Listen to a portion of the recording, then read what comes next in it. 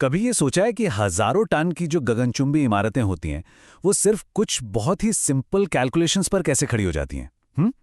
इसका जवाब असल में उस मैथ्स में छिपा है, जो हमें आमतौर पर दिखाई ही नहीं देता।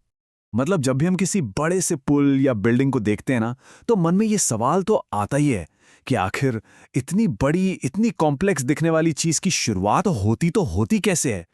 तो चलिए आज इसी को समझते हैं। देखिए, हर बड़े से बड़े प्रोजेक्ट की जो नींव होती है ना, वो असल में बहुत ही सरल, बहुत सीधे साधे गणित पर टिकी होती है।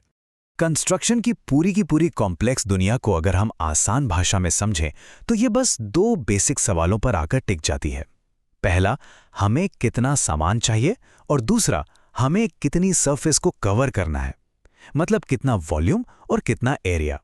तो सबसे पहले बात करते हैं वॉल्यूम की। आखिर ये कितना सामान वाला सवाल है क्या?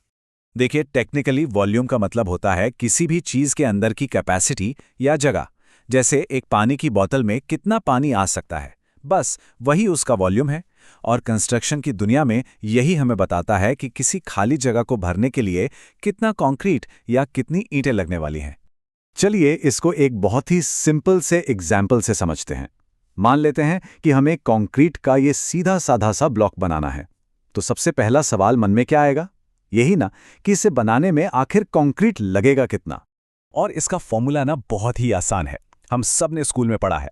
लंबाई गुणा चौड़ाई गुणा गहराई, यानी length into breadth into depth. तो हमारे इस एग्जाम्पल में ये हो गया 6 फीट गुणा 5 फीट गुणा 10 फीट। सिंपल।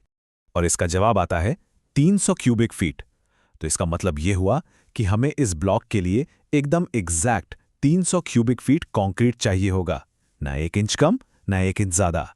लेकिन असल दुनिया में शेप्स हमेशा इतने सीधे साधे तो नहीं होते, है ना? जैसे कि ये एल शेप का कॉलम। पर घबराने की कोई बात नहीं है, तरीका बिल्कुल वही है। हम बस क्या करेंगे, इसे दो सिंपल रेक्टेंगुलर हिस्सों में डिवाइड कर देंगे और फिर दोनों का वॉल्यूम निकालकर जोड़ देंगे। देखा कितना आसान है। अच्छा, तो वॉल्यूम तो समझ आ गया, लेकिन किसी जगह को भरना तो कहानी का सिर्फ एक हिस्सा है। कंक्रीट डालने से पहले हमें उसे सही शेप में रखने के लिए भी तो कुछ चाहिए, राइट? इसे ना एक केक बनाने वाले मोल्ड की तरह समझ सकते हैं। जैसे मोल्ड केक के बैटर को शेप में रखता है, वैसे ही ये गीले कंक्रीट को तब तक आकार में रखता है जब तक वो सेट ना हो जाए। कंस्ट्रक्शन की भाषा में इसी टेम्पररी ढांचे को शटरिंग कहते हैं। ये जो तस्वीर है ना, ये बिल्कुल वही दिखा रही है कि कंक्रीट डालने से पहले वो ढांचा कैसा दिखता है। अब इस शटरिंग को बनाने के लिए हमें ये जानना पड़ेगा कि कॉलम की जो बाहरी सतह है उसका टोटल एरिया कितना है, जिसे हमें लकड़ी या स्टील से कवर करना है। और इसको कैलकुलेट करने का फॉर्मूला भी बहुत सीधा है। कॉलम के चारों तरफ की जो कुल लंबाई है, जिसे पेरिफेरल लेंथ कहते हैं, उसे बस उसकी ऊंचाई से गुणा कर देना है। तो हमारे 1 फीट गुणा 1 फीट वाले कॉलम के लिए जो 10 फीट ऊंचा है, हमें 40 स्क्वायर फीट शटरिंग मटेरियल चाहिए होगा। ठीक है, तो हमें जोड़ना आ गया।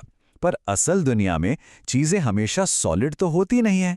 कंस्ट्रक्शन में अक्सर हमें कुछ चीजों को घटाना भी पड़ता है, और इसे कहते हैं डिडक्शन या कटौती। इसको ऐसे सोचते हैं, एक सॉलिड दीवार बनानी है, कैलकुलेशन सीधी है। पर अगर उस दीवार में एक दरवाजा भी लगाना हो तो जाहिर सी बात है, हम दरवाजे की जगह पर तो ईंटें नहीं लगाएंगे, तो हमें उतनी ईंटों की मात्रा कम करनी होगी। तो मान लेते हैं कि बिना दरवाजे के पूरी दीवार बनाने के लिए हमें चाहिए 399.6 क्यूबिक फीट ईंटें। अब अगला स्टेप क्या है? हम उस जगह का वॉल्यूम निकालेंगे जहां दरवाजा लगना है और उसे टोटल में से घटा देंगे, यानी माइनस कर देंगे।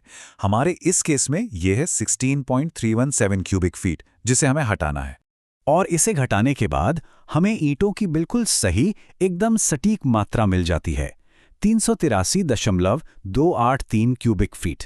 और जानते हैं, कंस्ट्रक्शन में यही सटीकता, यही प्रिसिजन है जो पैसे और मटेरियल की बर्बादी से बचाती है और प्रोजेक्ट को बजट के अंदर रखती है। तो देखा, यही छोटी छोटी एकदम सिंपल सी कैलकुलेशंस हैं जो एक एक करके जुड़ती हैं और बड़ी बड़ी विशाल संरचनाओं को हकीकत में बदल देती हैं।